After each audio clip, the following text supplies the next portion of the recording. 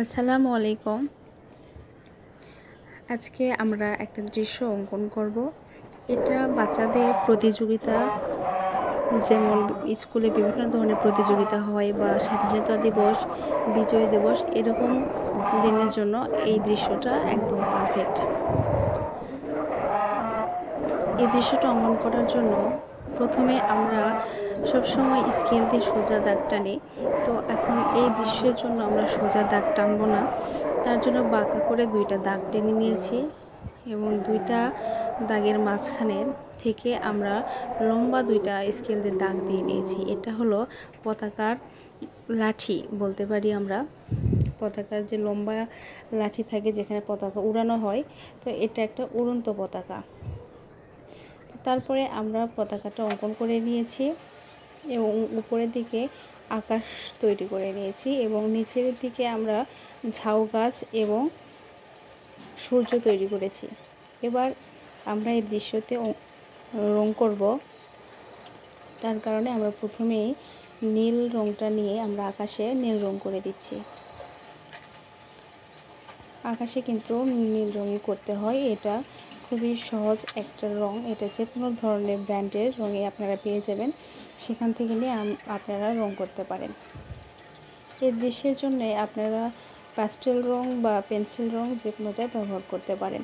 আপনার হাতের নাগালে যেটা থাকবে আপনি সেটাই ব্যবহার করবেন। তো এবার আমরা সবুজ রংটাকে নিয়ে যেখানে যেখানে আমাদের সবুজ রং প্রয়োজন আমরা সেই জায়গাতে আমরা সবুজ রংটা দিয়ে নিয়েছি। তো পতাকাতে আমরা সবুজ রংটা দিয়ে নিয়েছি এবং ঘাসের যে রং, ঘাসে আমরা সেই রংটা দিয়ে নিচ্ছি। পতাকার বৃত্তে আমরা লাল রং ব্যবহার করছি এবং পতাকার যে লাঠি এখানে আমরা কলিজা কালার রং ব্যবহার করব। এখানে আমরা পেন্সিল রং ব্যবহার করছি, কারণ এখানে প্যাস্টেল রং মোটা, এখানে ব্যবহার করা যাবে না। এবার আমরা সূর্যতে হলুদ রং করে দেব। এখানে কোনো রঙের মিশ্রণ নেই, খুব সহজেই এবং আপনার হাতের নাগালে এইসব রং পাবেন, সেই রং দিয়ে আপনি দৃশ্যটা তৈরি করতে পারেন।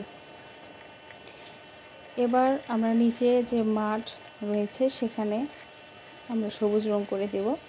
সবুজের সাথে হলুদের একটু মিশ্রণ থাকলে আপনার সবুজের রংটা অনেক সুন্দর আসে, যে কারণে আমরা সবুজের উপর হলুদ রংটাকে দিয়ে মিশ্রণ করে নিচ্ছি।